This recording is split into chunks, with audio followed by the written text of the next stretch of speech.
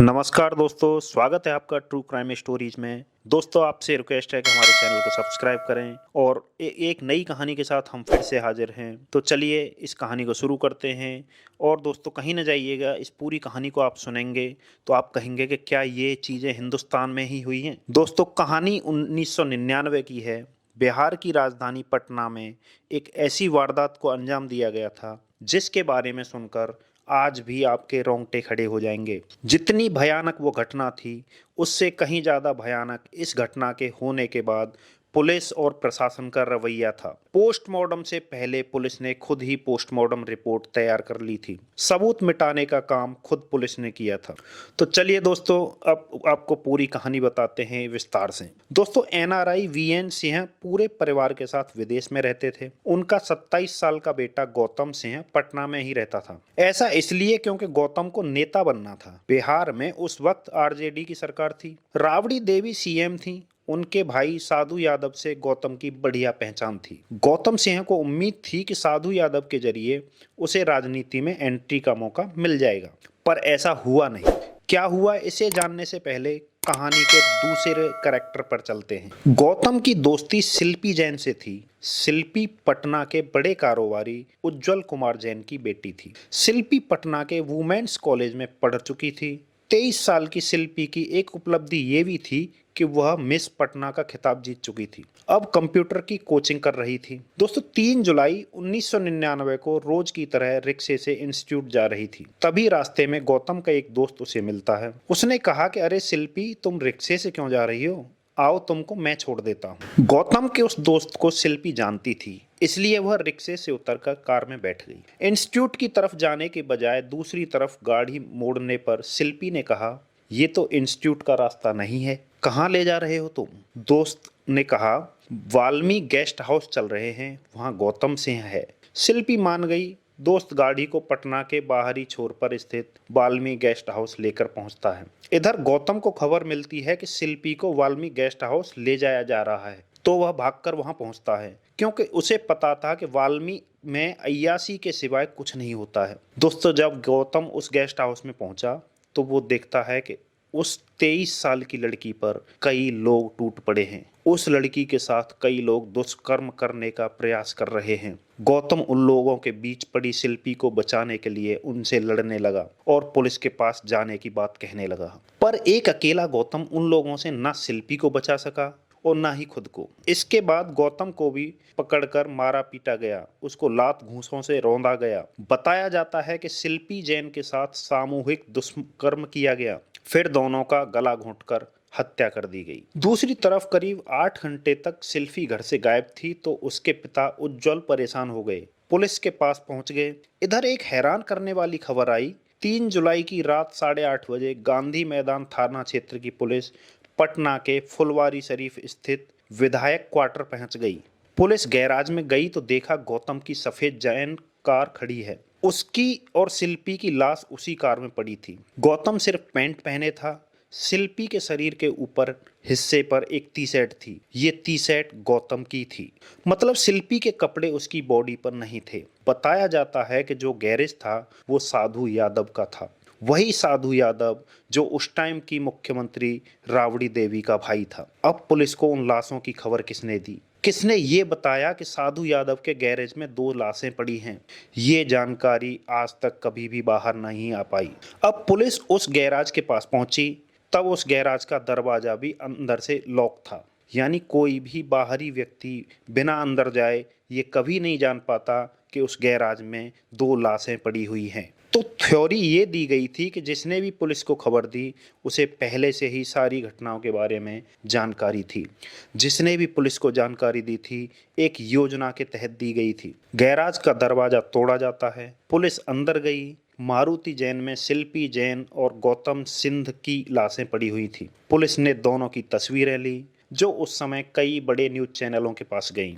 Police ने car से दोनों लाशों को बाहर निकाला और उन्हें पोस्टमार्टम के लिए भेज दिया। अभी पोस्टमार्टम शुरू भी नहीं हुआ था, इधर पुलिस ने दोनों की मौत को आत्महत्या बताना शुरू कर दिया। अब सवाल ये था कि बिना किसी रिपोर्ट के पुलिस ने ये कैसे दावा कर दिया कि शिल्पी और गौतम ने आत्महत्या ही की है और बिना पोस्टमार्टम रिपोर्ट के पुलिस ने कैसे बता दिया कि दोनों ने जहर ही खाया है। इस मामले में ये भी सवाल उठे कि अगर दोनों ने आत्महत्या की थी तो दोनों अर्धनग्न हालत में क्यों मिले? शिल्पी जैन के कपड़े कहाँ थे? उसने गौतम की टी शर्ट क्यों पहनी थी? दोस्तों, सवाल तो बहुत सारे थे, लेकिन उन सवालों का जवाब कोई नहीं दे पा रहा था। ना तो पुलिस के पास कोई जवाब था, ना प्रशासन के पास कोई जवाब था। इसके बाद पुलिस ने इस मामले में एक और लापरवाही बरती। जिस कार में शिल्पी और गौतम की लाश मिली थी, जिस पर कातिल के सबूत हो सकते थे, उसके फिंगरप्रिंट मिल सकते थे, उस कार को बेहद लापरवाही दिखाते हुए एक कांस्टेबल के द्वारा ड्राइव करवाकर पुलिस थाने भिजवा दिया गया, जबकि ऐसा नहीं होना चाहिए था। इस तरह पुलिस ने कार के स्टीयरिंग व्हील से फिंगरप्रिंट्स मिटा दिए गए जो शायद कातिल के हो सकते थे। इस मामले में उस कार को बहुत सावधानी से सबूतों का ध्यान रखते हुए खिंचवा कर पुलिस थाने ले जाना चाहिए था, पर पुलिस ने ऐसा नहीं किया। इतना तेज रिपोर्ट देने के मामले में पटना पुलिस काफी चर्चा में आ गई। इतना ही नहीं, गौतम के परिवार वाले जो कि विदेश में रहते थे, उनकी गैर मौजूदगी में गौतम का पोस्टमार्टम करा ले 3 जुलाई की रात को ही उसका अंतिम संस्कार करा दिया गया। पर जब शिल्पी और गौतम की पोस्टमार्टम और फॉरेंसिक रिपोर्ट आई तो पटना पुलिस की बड़ी किरकिरी हुई।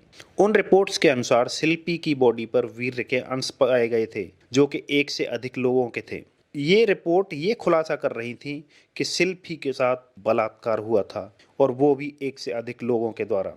दोस्तों, शिल्पी और गौतम के शरीरों पर जूतों के निशान पाए गए जैसे उनके साथ मारपीट की गई हो। रिपोर्ट्स के इतना सब खुलासा होने के बाद भी पुलिस ने यह कह दिया कि शिल्पी के शरीर पर मिले अंश वीर्य के नहीं बल्कि पसीने के हैं। दोस्तों, उस वक्त के एसपी सिटी भाटिया पर आरोप लगा कि वह मुख्यमंत्री राबड़ी देवी के भाई साधु यादव को बचाने की कोशिश कर रहे हैं। इसी बात को लेकर विपक्ष ने हंगामा कर दिया।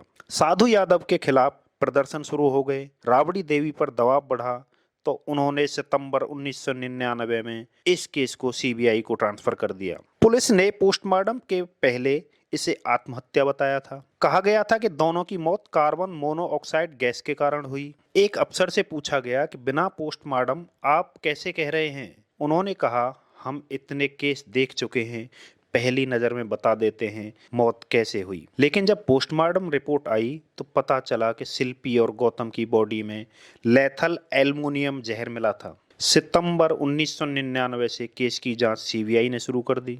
शिल्पी के डीएनए और फॉरेंसिक रिपोर्ट को जांचा। पता चला कि शिल्पी की मौत से पहले उसके साथ 1 से अधिक लोगों ने रेप किया है। सीबीआई ने शिल्पी के कपड़ों की जांच की तो उसमें सीमन मिला था। दोषी तक पहुंचने के लिए यह बड़ा क्लू था। सीबीआई के अधिकारियों ने डीएनए जांच करने के लिए साधु यादव से उनका खून मांगा। साधु ने अपना खून सैंपल देने से साफ मना कर दिया। अब पता नहीं सीबीआई ने इसके खिलाफ कोर्ट में आपत्ति क्यों नहीं जताई। दोस्तों, धीरे धीरे समय गुजरता गया। शिल्पी गौतम का मामला ठंडा होता गया और लोगों के जहन से ये मामला धुंधला होता चला गया। पर इस बीच बिना साधु यादव के डीएनए मिलान के ही सीबीआई जांच चलती रही। शिल्पी गौतम मामले के करीब 4 साल बाद 2003 में सीबीआई ने अपनी अंतिम रिपोर्ट को कोर्ट में जमा की और अदालत से इस मामले को बंद करने की सिफारिश की। सीबीआई ने सितंबर 1999 से 2004 के आखिरी तक जांच की। इसके बाद एक क्लोजर रिपोर्ट पेश की। इसके मुताबिक शिल्पी और गौतम की हत्या नहीं बल्कि उन्होंने जहर खाकर आत्महत्या की थी। इस फैसले पर जमकर हंगामा हुआ लेकिन आगे कोई कार्रवाई नहीं हुई। इस मामले में शिल्पी की मां ने कहा था कि जब मामला आत्महत्या का ही था तो सीबीआई ने जांच में 4 साल लंबा समय क्यों लगा दिया। उनका कहना था कि जांच में इतना लंबा समय केवल लोगों के जेहन से इस मामले को मिटाने के लिए किया गया।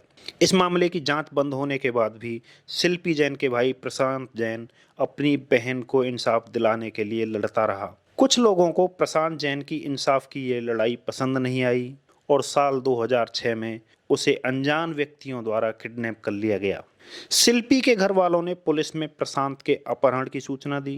सूचना मिलने के बाद पुलिस प्रशांत जैन की खोज में लग गई। अचानक 2 दिनों बाद प्रशांत जैन सही सलामत अपने घर आ गया। अपहरण वाली उस घटना के बाद से शिल्पी गौतम मर्डर केस में न्याय की आस हमेशा के लिए बुझ गई। हमें किसी भी मीडिया रिपोर्ट में गौतम सिंह के लिए इंसाफ की लड़ाई में उनके परिवार के शामिल होने का कोई जिक्र नहीं मिला है। जितना भी मिला सिर्फ शिल्पी जैन के परिवार का ही मिला। आज भी इस शिल्पी गौतम मामले को लेकर लोगों के मन में कई सवाल उठते रहते हैं, जिनका जवाब अब शायद असंभव है। दोस्तों, ये थी आज की हमारी स्टोरी। आपको हमारी स्टोरी कैसी लगी हमें कमेंट करके बताइए और हमारे वीडियो को लाइक और चैनल को सब्सक्राइब जरूर करें। मिलते हैं एक नई किसी खौफनाक स्टोरी के साथ, ऐसी ही किसी स्टोरी के साथ। तब तक के लिए धन्यवाद।